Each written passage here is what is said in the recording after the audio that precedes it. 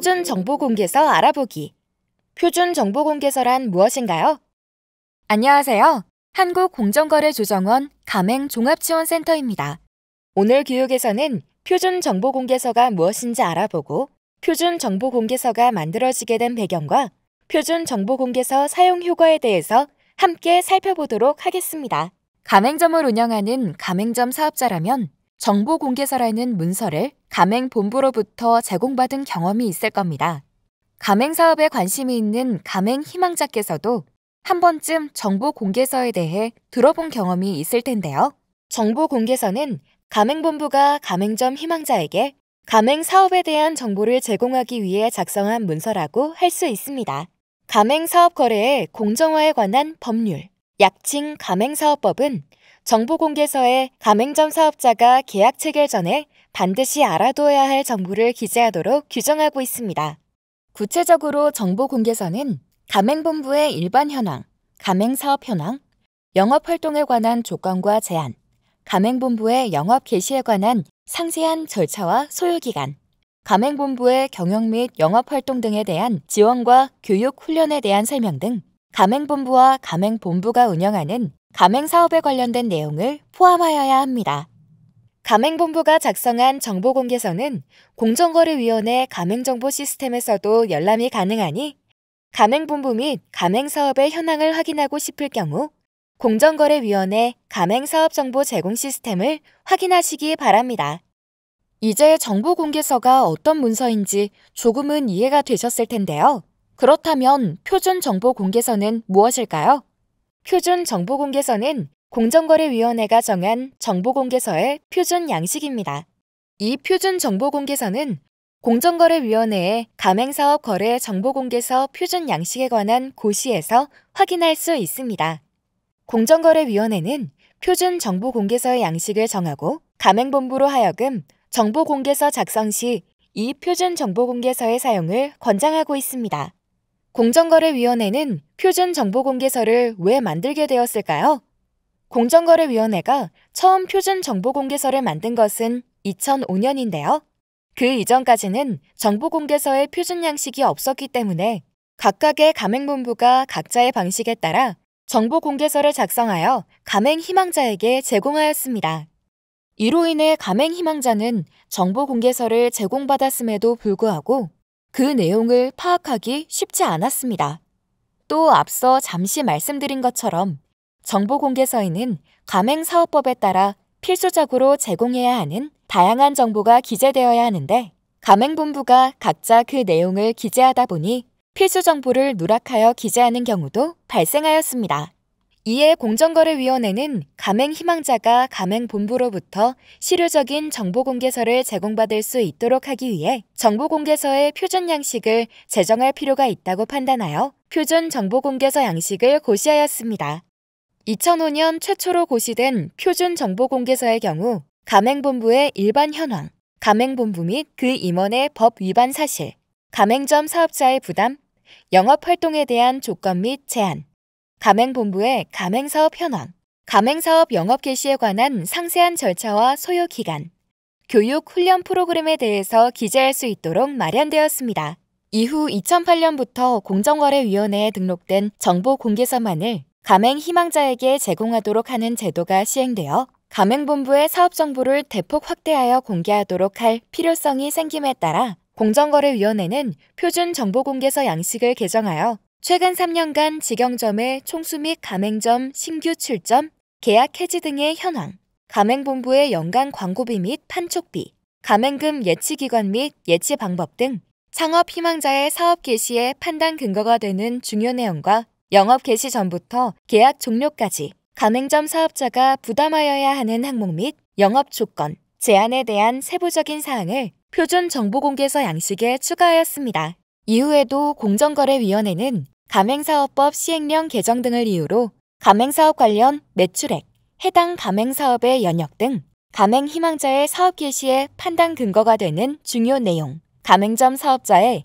부담 및 영업 조건, 제한에 대한 세부적인 사항 등을 표준 정보공개서 양식에 추가하는 등 정보공개서 표준 양식을 지속적으로 개정하며 보다 실효성 있는 정보공개서 표준 양식을 마련하기 위해 노력하였습니다.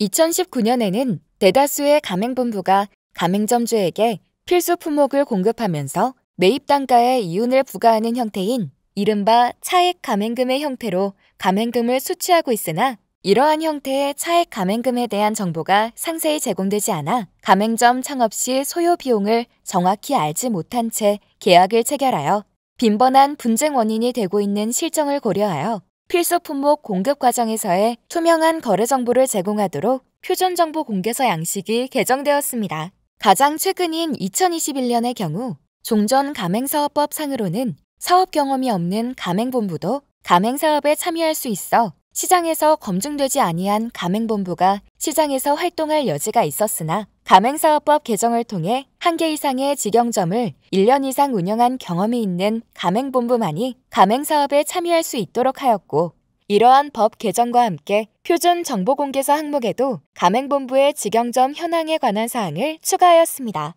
그럼 구체적으로 정보공개서에 기재하여야 하는 필수적인 정보가 무엇이며 해당 정보를 표준정보공개서의 어느 부분에서 확인할 수 있는지에 대해서 살펴보도록 하겠습니다. 우선 정보공개서에 기재하여야 하는 사항에 대해서는 가맹사업법 시행령 별표 1에서 확인할 수 있는데요. 총 10가지의 정보를 정보공개서 기재사항으로 규정하고 있습니다. 첫 번째, 정보공개서의 표지. 두 번째, 가맹본부의 일반 현황. 세 번째, 가맹본부의 가맹사업 현황. 네 번째, 가맹본부와 그 임원의 법 위반 사실 등. 다섯 번째, 가맹점 사업자의 부담. 여섯 번째, 영업활동에 대한 조건 및 제한. 일곱 번째, 가맹사업의 영업 개시에 관한 상세한 절차와 소요기간. 여덟 번째, 가맹본부의 경영 및 영업활동 등에 대한 지원. 아홉 번째, 교육, 훈련에 대한 설명. 마지막으로 직영점 운영 현황을 기재하여야 합니다. 그렇다면 표준정보공개서 양식은 어떻게 구성되어 있을까요? 화면에서처럼 표준정보공개서 양식 3페이지에 목차가 기재되어 있는데요. 앞서 설명드린 정보공개서 기재사항과 동일한 순서로 기재되어 있습니다. 마지막으로 표준정보공개서를 사용하는 것은 가맹 분야 종사자에게 어떠한 효과가 있는지 살펴보겠습니다.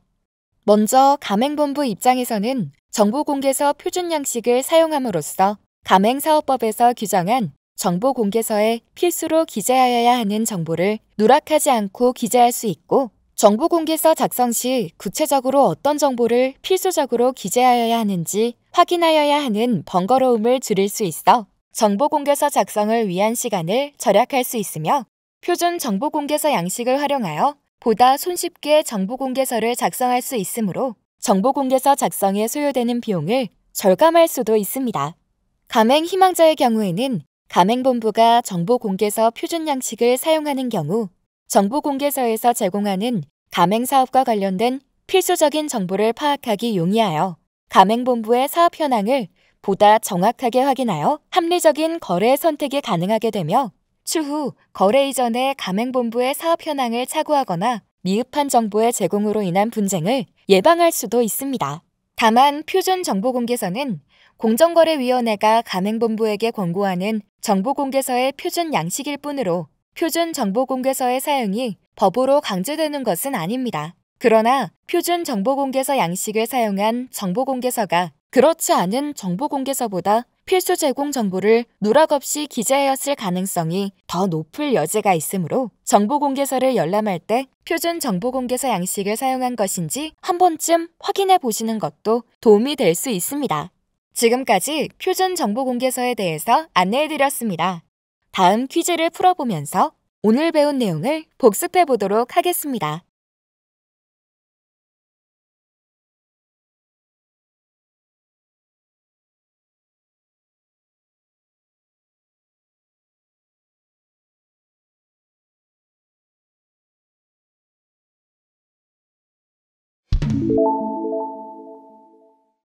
오늘 공부한 내용을 정리하며 오늘의 교육을 마칩니다.